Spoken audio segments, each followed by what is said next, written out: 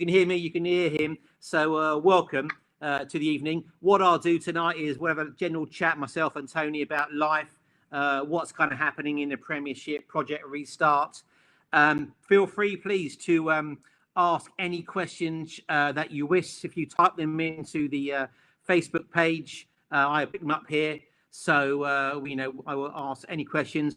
Of course, I'm looking for fans, of course, of West Ham, Everton, maybe. How about Selangor? Tony, any fans of Selangor you think still follow you or not? There could be, Steve. Yeah. Highly unlikely, but there could be. But you had a mighty 24 appearances and got 14 goals. That's a fantastic ratio. Yeah, but you've got to remember, Steve, I had a lovely holiday. That was the main thing, in the Far East. Believe it or not, I'd done lots of travelling: Australia, New Zealand, Fiji, Bali, Singapore. I'd done all the lot while I was out there. So, I mean, to say the football was a disappointment is a bit of an understatement. But it was the equivalent of anyone who's been to the Far East or anyone who's been to Florida will know exactly what I'm talking about here. Yeah. That horrible humidity, and then you get torrential rain, and it was just really, really difficult for me to breathe, let alone run around on the football field. Hence my not so good goals ratio, although I did get a few goals. Well, you scored 14 goals. What about any Barnet fans out there watching right now? Well, yeah, I mean, you've got to be careful when you mention Barnet, Steve, because obviously my player managing it didn't quite go to plan. I was there for about 5 months. You know what? I really, really enjoyed the experience. Yeah. But I can honestly say, hand on heart, as we talk here tonight, 19 years down the line, it probably was something that I should really have done. I don't think I was ready for it. I think being a player's hard. Being a manager is even harder, and being a player manager is just sort of almost the worst of the two of them. So, I don't think I was ready. I took a big job on. It was a big deal for me at the time. It was something I'd always wanted to do. Yeah. If I never ever do it again, Steve, I can say, look, I managed the football club, but it's quite funny because I get different responses from all the different clubs that I played for. And normally when I meet a Barnet fan, they're not too pleased with me. So they actually got relegated at the end of that season. I know, I've got that on here. And I didn't realise, but I was reading down some of, I know you quite well, and we've talked a lot over the years, but I didn't realise that you were an action film star as well. Is that a career that never quite took off? Well, listen, I thought I was fantastic. I was in a film called Final Score. You were? Yeah. Brosnan was in it, and it's actually quite a funny story, Steve, because the director was a West Ham fan, and he made contact with me via a friend, and he said, look, I want you to be in a film, and can you come along to the old Upton Park just before, obviously, the ground closed, and we'll give you a couple of quid for coming along, and you'd be in a film. So I thought, oh, great. I didn't ask any questions. Me being me, I turned up, and so anyway, when I got there, which was about 7:30 at night, they said, look, we're not going to start filming till about 11:30.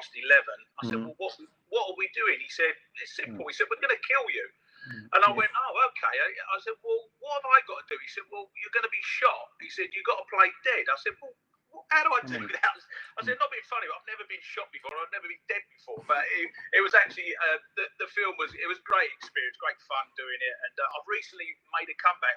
After being killed in that film, I've just appeared in a film called What's the Score as well, which is more about a coaching football type of film. Right. 6 weeks ago. So I've actually been in 2 films now. So I must have done quite well. And I'm fully expecting a nomination for the Oscars. Well, I imagine Hollywood's going to call. I mean, imagine that, what's next? Is it going to be like a rom-com? I mean, are you a leading man? Is Mrs. Cottee okay with that or not? Well, listen, I think Mrs. Cottee does have her moments where she's worthy of an Oscar as well, so we could perhaps go to it. I'm not talking about appearing in films, obviously, but we can go. We always laugh about it, so perhaps we can go together. But no, Steve, it's great fun, and it's just I think when you retire from football, you're always looking for something, a little buzz to just replace the feeling of not being able to score goals anymore. And, whether it's in terms of a film or whatever the project might be, I'm always open to offers. Like normally when there's a football connection, and obviously there was a football connection with both films. Well, I guess now with this current quarantine and lockdown, you'll be open to different types of offers because there might not be a lot of work out there. Yeah, it's been, well, listen, to say it's been weird for everyone would obviously be a massive understatement. We've all been in this together. Yeah. We've all got long hair. You can see my long hair. We've all got unshaven where normally you've had a shave, and dressed down as well. Same clothes. When I turn up at steam, and Yeah. it's been a really surreal experience. And I think, I mean, obviously from my point of view, you know, I work in the two businesses that I work in. One's football, and we all know that football's obviously not been happening since March the 9th, I think, or March the 11th was the last game in this country. And the other business I'm in is hospitality, and of course there's no sign of the hospitality coming back probably until maybe later in the year or early. You might know more than me.